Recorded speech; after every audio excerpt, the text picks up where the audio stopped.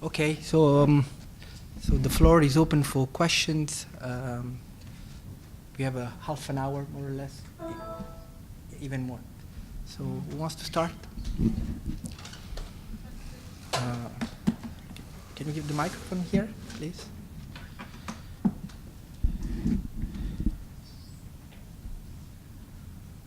Je ne sais pas, Khalid, si je dois intervenir ou laisser ça après. Parce que vraiment, ça m'a interpellé. Tu sais très bien, je te dis que je travaille sur ces histoires de terre collective. Et effectivement, c'est un grand sujet ici au Maroc. Et ça m'intéressait la façon dont tu l'as abordé parce que tu as regardé ça dans une échelle maîtrisable et tu as vu comment, qu'est-ce que les gens, les petits agriculteurs font de ces terres. Et effectivement, ce sont des évolutions qui existent un peu partout au Maroc, où on voit les changements. Nous, on parle de système de production, on peut même parler de système agraire, etc.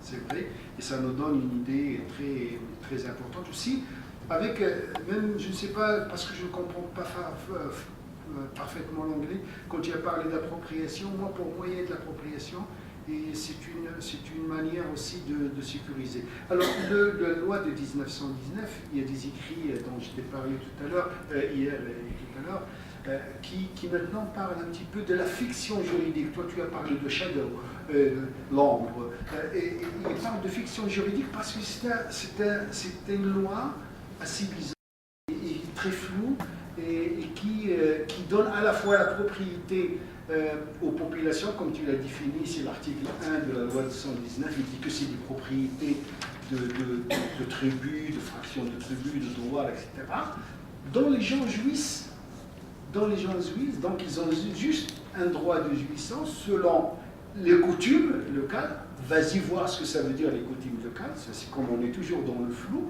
sous l'autorité, sous la tutelle administrative, effectivement, du ministère de l'Intérieur. C'est un régime juridique qui laisse dans le flou, mais aussi qui ouvre la porte à des possibilités aussi de cession de ce terrain. Et ce qui se passe actuellement au Maroc, comme partout dans le monde, je t'ai dit qu'on vient de recevoir 400 millions de dollars pour justement travailler sur la réunion que tu as mis. Il y a énormément de réunions sur ce système.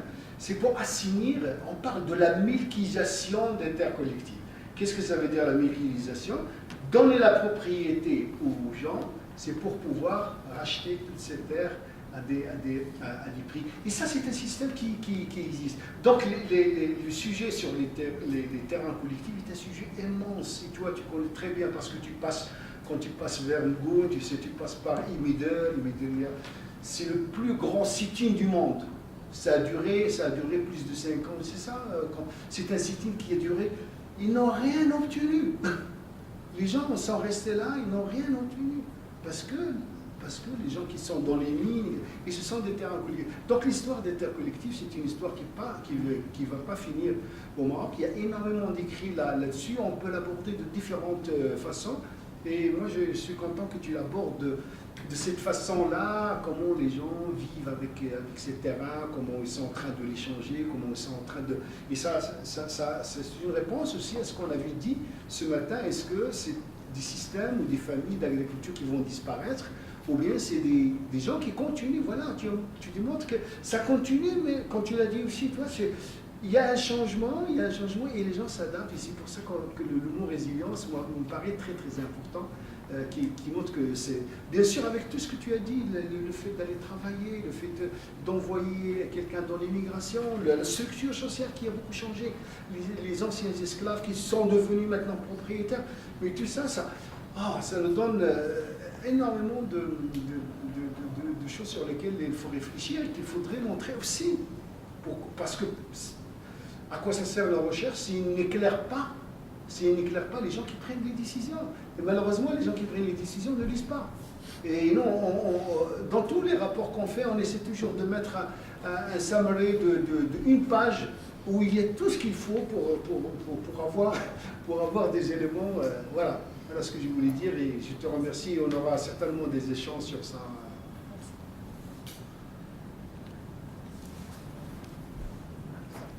so on.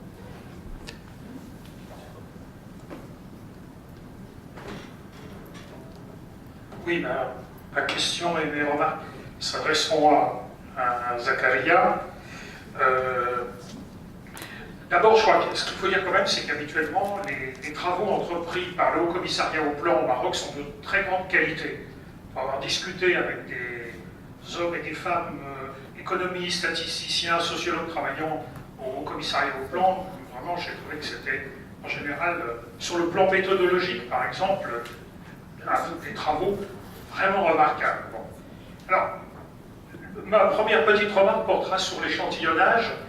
Quand tu prends en compte les deux sous-échantillons, rural-urbain, évidemment, il n'y a pas de problème. On peut faire l'hypothèse que ces deux sous-échantillons sont représentatifs des populations urbaines et rurales du Maroc. Par contre, quand tu fais la somme des deux sous-échantillons pour avoir l'échantillon national, là, il y a quelque chose d'un peu curieux, c'est qu'on a à peu près 2 tiers d'urbains, 1 tiers de ruraux. Or, à moins que ce soit repondéré au niveau de l'échantillon global, ce qui est fort possible, puisque là encore, on a vraiment des personnes qui font un travail remarquable, il sera intéressant de savoir si il n'y a pas un biais qui est introduit par le fait que l'échantillon rural est nettement plus faible que l'échantillon urbain. Mais encore une fois, ça peut être repondéré par le poids réel des populations dans l'ensemble, et là, l'échantillonnage global tient la route. Hein. Donc c'est une question, je ne sais pas comment ils ont fait, mais voilà. Bon.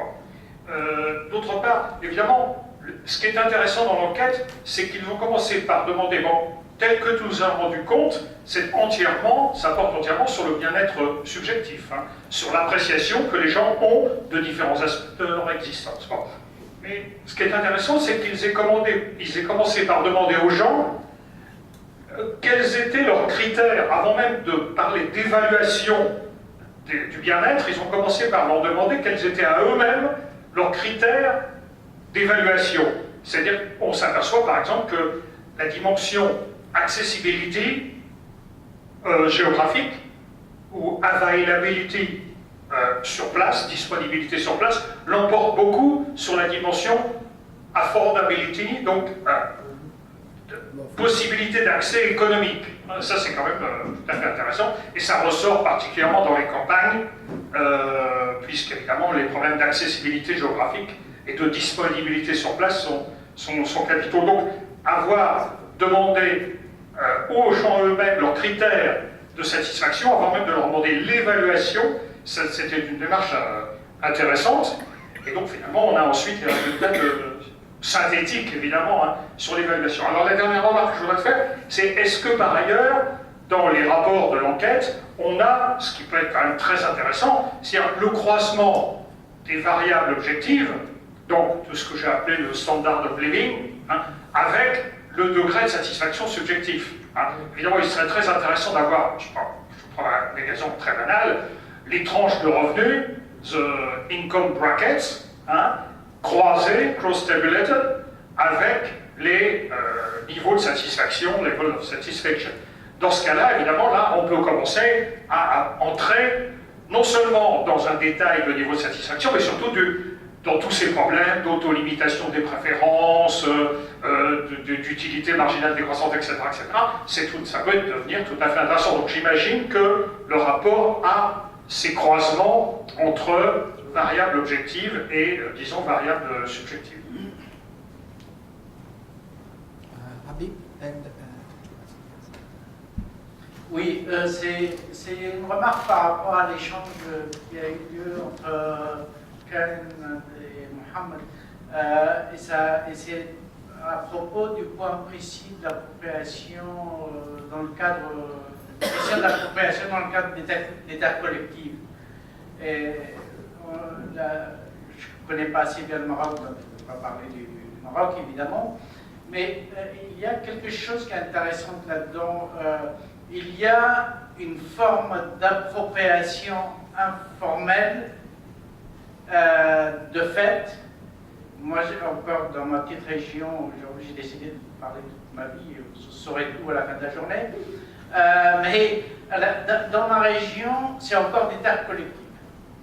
Le cadastre, qui est pour moi un outil de dépossession, mais on peut en parler, a été introduit en Tunisie en 1886, 3 ans ou 4 ans après l'arrivée des Français en Tunisie. Très vite, ils ont mis en place la loi, le cadastre et ainsi de suite. Et dans cette région qui est très large, hein, c'est toute la tribu de Wolram, ça concerne des milliers de personnes, dans le sud-est tunisien, ça s'étend en Wolram, ça s'étend jusqu'à Tripoli en Libye, mais restant en frontière tunisienne. Il y a une pression de l'État, il y a une pression du privé. C'est une zone d'immigration, il y a une pression des personnes, des individus qui ont migré comme moi, qui ont gagné de l'argent, qui veulent éventuellement acheter de la terre. C'est tout simplement impossible, parce que les gens refusent l'introduction du cadastre, c'est une forme de résistance aux politiques de l'État, dont ils voient la dépossession, à tort ou à raison, pour moi c'est à raison, voilà.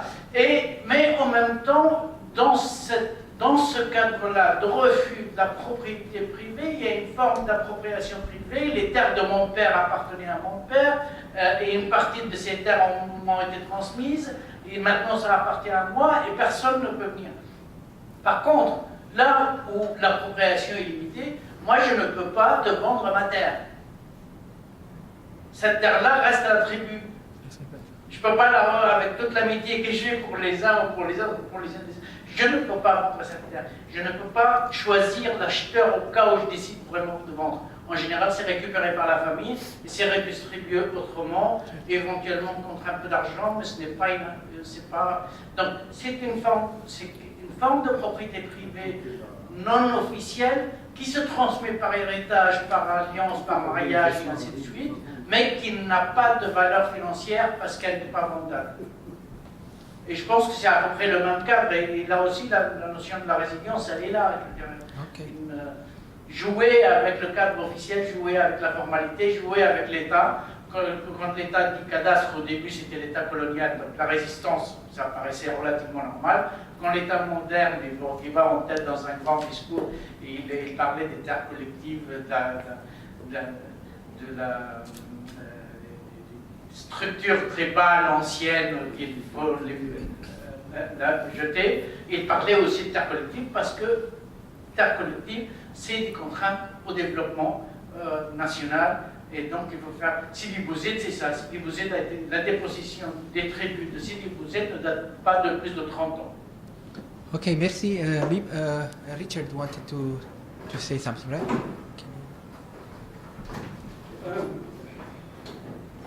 And then we give the chance to the panelists to reply. Well, first of all, the subjective objective, if I understood correctly, I think that what I got from the is that the satisfaction is itself a cultural category. So you have to measure satisfaction against something else. I mean, everybody is dissatisfied. Okay, but that's. I mean, I'm dissatisfied. So it's a measure of what. The second thing is to Karen about, I mean, customary law. And you had, I think you introduced the idea that, in a sense, customary law enters everything because there's a difference between fact and right. Fact can differ from what you're entitled to. Yeah? Somebody here at AUB has worked on that particular difference quite extensively in the southern suburbs, where there is a kind of totally different or alternative regime to official registration, that in order to get a house, you have to use the alternative regime. It's not legal. But so the question is really what kind of judicial apparatus you have and how effective it is. Whether you're talking of customary law, where actually customary law is as in some colonial regimes, customary law was actually written down. In the Punjab, it was written down, and it has to be incorporated into law in a particular way. But if you're talking of kind of informal customary law, it still impinges on what kind of judicial apparatus you have. Right. So should we give it, Marta, do you want to add something? Or yeah, because they were asking to reply. But yeah, it's essentially the same two comments, but slightly different, which is, for Karen, I mean, he's saying judicial. It doesn't have to be judicial, but what didn't come through in your presentation was, in case of conflicts, I mean, how are these resolved? Because it was as though the system could s'autogérer, and maybe that's the case, but that would be extraordinary. And so later on, how does that fit in? And Zakaria, I think the same question as Richard, only stronger. I mean, I always tell my students never to put value questions in a questionnaire, because I mean, it's just, you know, I mean, questionnaires are not made for value questions. You get n'importe quoi. But that raises an interesting question, because you had a problem with some of the answers, right? This exercise in asking people whether they're happy, so to speak, or satisfied, is an exercise in itself for a government that deserves reflection at the ground level, right? It's not asking you how many rooms you got in your house, or that kind of stuff. It's asking you, pardon, j'aurais pu parler en français, c'est vous demander, mais ça peut être très utile pour les gouverneurs. C'est relativement nouveau, il me semble. Enfin, on parlait de statistiques depuis 2 jours et on n'avait pas ce genre de statistiques devant nous. Merci.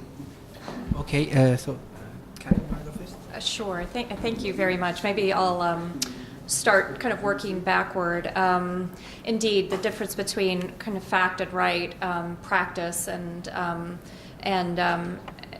sort of politics. There are many conflicts at different scales, and how they're managed varies a lot on what sort of geographical and sort of political scale you have. But this is where the kind of opacity of the state really comes in. In certain respects, a lot of these conflicts are managed outside of the state in a very explicit way. So, you know, people would say repeatedly, we try to distance ourselves from the state as much as possible, and so we manage our own affairs, and that's sort of, you know, true to an extent. So there are sort of non-official ways of kind of conflict resolution that sort of rest on these informal sort of communal land representatives. But in essence, the Ministry of Interior still has a very fundamental role to play in managing these conflicts, and that goes from that sort of colonial past. This was not a case in which customary law was written down, but it was sort of circumscribed by the state. And so the Ministry of Interior does, in fact, get called in depending on the nature of the conflict. So there are land occupations here where people will informally appropriate land. There were a couple of land occupations when I was there into the sort of the parcours, the tribal confederation land. And in those cases, the resistance was against the state. It was not understood as a division of the commons or an enclosure. It was understood as resistance against the state, against the Ministry of Interior. And so this is where discussions of what it means to have collectively owned land and a sort of automatic desire is to protect people's collective ownership, but we have to think about the substantive meaning of collective in that circumstance, and what not only the juridical but political apparatuses. So there are huge implications to this question, as Mohammed indicated. And I think it's because of the explosive political nature that we will have a policy impasse here. There will not be collective land reform, because at the end of the day, it's to the benefit of the state to have this huge reserve of land that it can dole out to political cronies, and for a dirham a square meter, and it's essentially a land reserve controlled by the state. And so that's when you start to look at sort of people's informal actions as really a sort of form of resistance against state power, I think. So, yeah. I don't know if I answered everything, but... Merci beaucoup pour vos questions. Alors, je répondrai très très rapidement. Hein. Alors, sur la répartition rurale-urbain, actuellement, on est 60% d'urbains au Maroc et 40% de ruraux. Hein. Statistique, peu importe comment on définit le rural et l'urbain. Mais en tout cas, donc moi je pense que les proportions ne sont pas très très loin, mais je pense qu'il y avait un biais, mais qu'ils n'ont pas fait la pondération par la suite, ils ont laissé ça, je pense, hein, mon hypothèse. Alors sur les questions de demander aux gens eux-mêmes, l'HCP c'est des amis et des collègues, hein. C'est une institution publique mais avec beaucoup de compétences, hein. Ils produisent beaucoup de choses qui sont intéressantes, hein. Maintenant c'est juste parce que je me suis amusé à critiquer, mais dans le fond ils produisent énormément de choses qui sont intéressantes. Quoique sur l'aspect un peu pluridisciplinaire au sein de l'HCP, il n'y a pas, hein. C'est quand même un corps de statisticiens hyper protecteur de ce qu'il fait, c'est normal. Mais en tout cas, les sociologues et les anthropologues à l'HCP, ça n'existe pas, hein. Ils avaient un qu'ils ont viré il y a 5 ans. Et mais bon, sociologie des corps, c'est autre chose. Mais bon, ça c'est la réalité. Donc on est quand même sur quand on mobilise des sociologues, c'est comme les ingénieurs agronomes, c'est pour faire joli dans le décor, hein. Comme quoi on a fait appel à un sociologue. Mais non, il n'y a pas vraiment cette intégration interdisciplinaire dans la décision publique. Maintenant, sur les croisements des variables objectives et subjectives, hein, je suis tout à fait d'accord. D'ailleurs, j'ai essayé de les faire en disant que les catégories sociaux, voilà, et les jeunes, il y a une corrélation, voilà, négative ou positive. Il y a ça, mais je ne pouvais pas aller au-delà juste par manque de temps. Alors, juste un clin d'œil pour les questions de valeur. C'est vrai que, comme j'ai fini par le dire, que la production publique sur des questions-là, elle reste un peu biaisée, mais elle reste intéressante. Alors, les chercheurs aussi, ils font ça. Au Maroc, on a deux très bonnes études sur les valeurs, donc l'islam au quotidien et les valeurs des Marocains, et qui a produit des choses très très intéressantes, en posant justement des questions sur les valeurs, avec beaucoup vraiment de rodage méthodologique, mais les 2 bouquins, il existe autour de ça. D'ailleurs, c'est juste un clin d'œil, c'est une des études où on a fait, par exemple, les Marocains, quand on dit aux Marocains, quelqu'un qui ne fait pas le ramadan, comment vous le considérez? Kafir, il faut le tuer. Donc, c'est parce que les Marocains, ils tolèrent pas le fait de ne pas faire le ramadan. Mais ceux qui te disent, c'est très très négatif, ils n'hésitent pas de ne pas faire la prière eux-mêmes. Donc, et ça, c'est des choses qui sont sorties des enquêtes comme ça, qui sont un peu contradictoires. Bon, il y a des explications pour, mais c'est juste que je dis comment on peut tirer des choses des valeurs aussi. Voilà, merci beaucoup.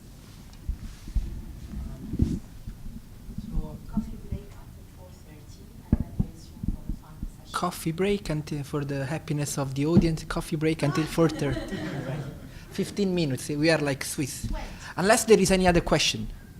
Elizabeth had one, right? Okay. Yeah. See? For Karen, two quick things that you raised right at the end, and I was wondering if you could expand them a little bit. And one is the question of, you mentioned that most of the capital is coming from remittances, and I was wondering if that's if there are credit facilities available, or if if that's a choice, or if the remittances are really the only sort of available kinds of capital to invest, and also just sort of like the nature of any exclusions you might have encountered in your research, just what those would have consisted of. So more specifically, What do you mean by exclusions? well, you mentioned at the end, like not thinking of collective land tenure regimes as being not exclusionary, and so like more specifically, what is the nature of what you see in that regard? Anyone else? No.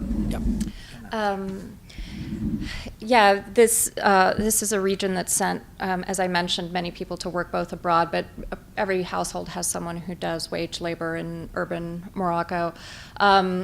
There are no credit facilities, really. They have small microcredit programs that people don't, by and large rely on. Farmers here don't qualify for Ministry of Agriculture loans. Their land is too small, and they are way below the minimum floor. They fall into this solidarity agriculture category. But even aside from that, there's a great reluctance to get involved in formal banking and formal credit. People are very explicit that they don't have a problem with credit, but they get into relationships of partnership with people you trust. Like, why would I ever get into a relationship with a foreign institution? So the sort of relations of entrustment are extremely complex, and many of them are credit-based, but they are largely outside of formal capital. I alluded to the exclusions based on a sort of hierarchical, sort of racially based system of indentured sharecropping in the past, and that would have been the main ways in which one had no access to land or political voice if one were racially black. Everyone is indigenous. But there were many different exclusions in terms of who could really get involved in extensive pastoralism because of status, and then there are obviously gender exclusions. But the ones that would really matter here relate to one's tenure status, one's access to which pasture land, and that was partly based on your race, but partly based also on your overall status. So those exclusions do relate to sort of tribal confederation. Understood. Yeah. Okay. A further question? But can we keep it for the coffee? For the tea. Yeah, the tea or the coffee. Yeah, sorry, English. So please join me in a round of clap for the presenters. Thanks.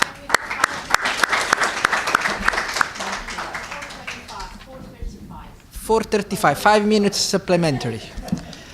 Magnanimous.